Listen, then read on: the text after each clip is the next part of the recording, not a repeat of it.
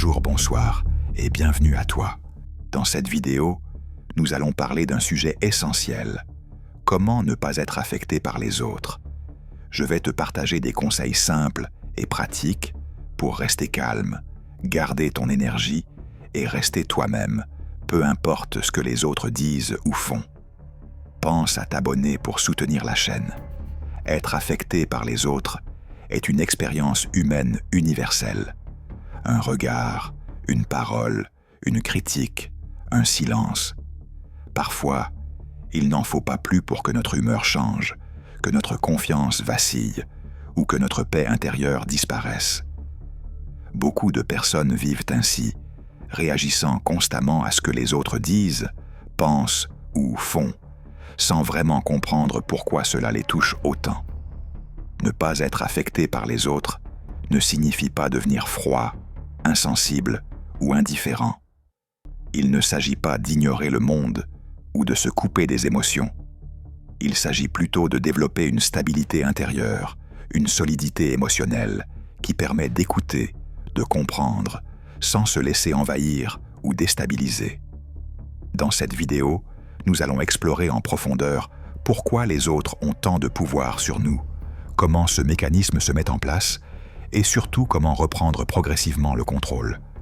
À travers de nombreux exemples concrets, tu découvriras comment te libérer du regard des autres, des critiques, des jugements et des comportements toxiques, tout en restant pleinement humain. Pourquoi les autres nous affectent autant? Depuis l'enfance, nous apprenons à nous définir à travers les autres. Les parents, les enseignants, les figures d'autorité nous disent ce qui est bien ou mal, ce qui mérite d'être valorisé ou corrigé. Peu à peu, nous développons une sensibilité au regard extérieur. Ce besoin d'approbation est naturel. L'être humain est un être social. Être accepté, reconnu et compris est essentiel à notre survie émotionnelle. Le problème apparaît lorsque cette validation extérieure devient la seule source de notre valeur personnelle. Par exemple, une personne peut se sentir confiante tant qu'elle reçoit des compliments, mais s'effondrer au moindre reproche. Une autre peut se sentir heureuse tant qu'elle est aimée, mais se sentir vide dès qu'elle perçoit du rejet. Dans ces cas, ce ne sont pas les autres qui contrôlent réellement la personne, mais la dépendance émotionnelle qui s'est installée. La confusion entre ce que les autres disent et ce que tu es. L'une des principales raisons pour lesquelles les autres nous affectent est la confusion entre une opinion et une identité. Quand quelqu'un dit « tu es lent », beaucoup l'entendent comme une vérité absolue, alors qu'il ne s'agit que d'une perception, souvent liée à un contexte précis. Pourtant, cette phrase peut s'ancrer profondément et devenir une étiquette que la personne se colle elle-même. Exemple. Une employée reçoit une remarque de son supérieur. « Tu manques d'organisation ». Si elle internalise cette phrase, elle commencera à se définir comme quelqu'un de désorganisé, même dans des situations où ce n'est pas le cas. À chaque petite erreur, elle se dira « c'est normal, je suis comme ça ». À l'inverse, une personne qui comprend que les paroles des autres sont des informations et non des verdicts pourra analyser la remarque sans s'identifier à elle. Comprendre que les autres parlent depuis leurs propres blessures. Très souvent, ce que les autres disent n'a que peu à voir avec toi. Les critiques, les jugements, les attaques sont fréquemment le reflet des peurs, des frustrations ou des insécurités de celui qui parle. Exemple, une personne frustrée par sa propre situation peut dévaloriser les réussites des autres. Un collègue qui manque de confiance peut critiquer systématiquement ton travail. Une personne blessée peut être dure dans ses paroles. Comprendre cela ne justifie pas les comportements toxiques, mais cela permet de prendre de la distance. Quand tu réalises que les paroles de l'autre parlent plus de lui que de toi, leur pouvoir diminue naturellement. Apprendre à observer sans absorber. Être affecté, c'est souvent absorber émotionnellement ce qui se passe autour de soi. Observer sans absorber signifie rester conscient de ce qui se dit ou se fait, sans l'intégrer automatiquement comme une vérité personnelle. Exemple, quelqu'un te parle sèchement. Au lieu de penser immédiatement « j'ai fait quelque chose de mal », tu peux simplement observer « cette personne est tendue aujourd'hui ». Ce simple changement de perspective protège ton équilibre émotionnel. Le pouvoir de la distance émotionnelle. La distance émotionnelle n'est pas du rejet, c'est une protection saine. Elle consiste à ne pas réagir à chaud, à ne pas laisser une parole extérieure déclencher une tempête intérieure. Exemple, sur les réseaux sociaux, un commentaire négatif peut ruiner la journée de certaines personnes. D'autres le lisent, ressentent peut-être une gêne, puis passent à autre chose. La différence ne vient pas du commentaire, mais du niveau de distance émotionnelle. Renforcer son identité intérieure. Plus ton identité est claire et solide, moins les autres peuvent t'ébranler. Une personne qui sait qui elle est, ce qu'elle vaut et ce qu'elle veut, n'est pas imperméable aux critiques, mais elle ne se laisse pas définir par elle. Exemple, un artiste sûr de sa vision pourra entendre des avis négatifs sans remettre en question toute sa valeur. À l'inverse, un artiste en quête permanente de validation sera profondément affecté par chaque remarque. Choisir ce qui mérite ton énergie. Tout ne mérite pas ton attention émotionnelle. Être affecté par tout le monde, c'est donner ton énergie à des personnes qui n'ont parfois aucun rôle important dans ta vie. Pose-toi cette question. Est-ce que la vie de cette personne a réellement du poids pour moi? Si la réponse est non, alors son impact émotionnel devrait être limité.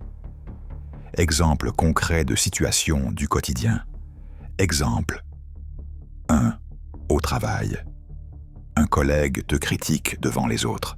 Tu ressens une montée de colère ou de honte.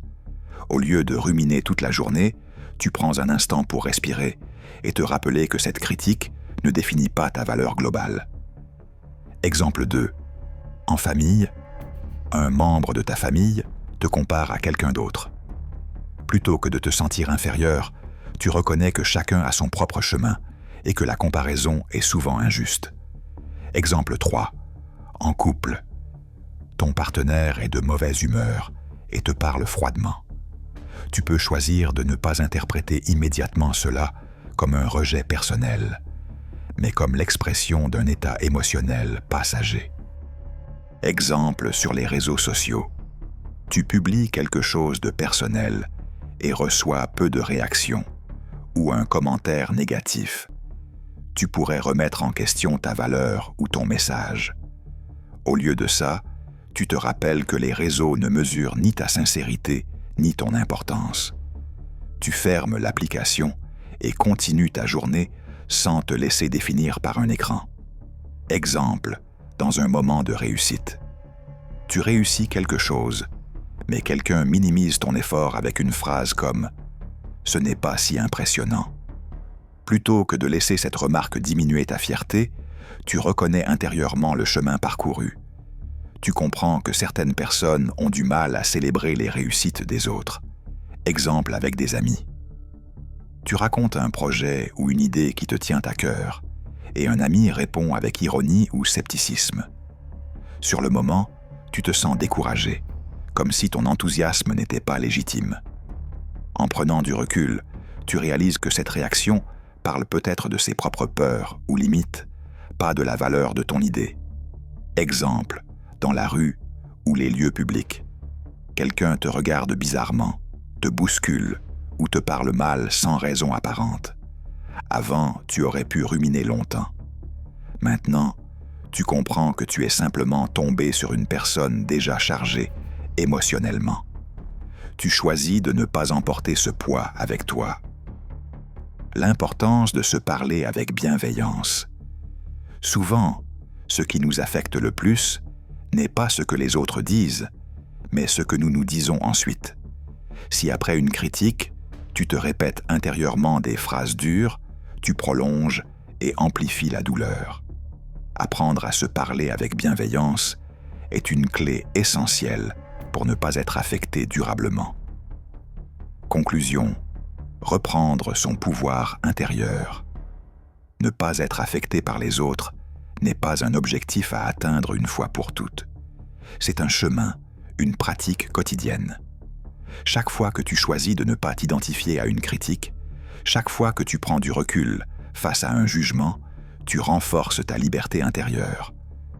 Les autres continueront à parler, à juger, à projeter.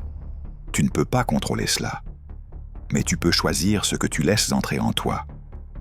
En développant une identité solide, une conscience claire et une bienveillance envers toi-même, tu découvres une paix intérieure plus stable, une paix qui ne dépend plus constamment de l'extérieur. Et c'est là une véritable forme de puissance, rester soi-même, même au milieu du bruit du monde. Avant de partir, rappelle-toi ceci. Tu n'as pas à porter les émotions, les jugements ou les blessures des autres. Tu as le droit d'avancer à ton rythme, de te respecter et de protéger ta paix intérieure. Chaque fois que tu choisis de ne pas réagir, de prendre du recul, de rester fidèle à toi-même, tu deviens un peu plus fort, un peu plus libre. Ce n'est pas un manque de sensibilité, c'est une preuve de maturité. Continue ce chemin, même lentement, même imparfaitement. Tu es exactement là où tu dois être. Merci d'avoir pris ce moment. On se retrouve très bientôt pour continuer à avancer ensemble.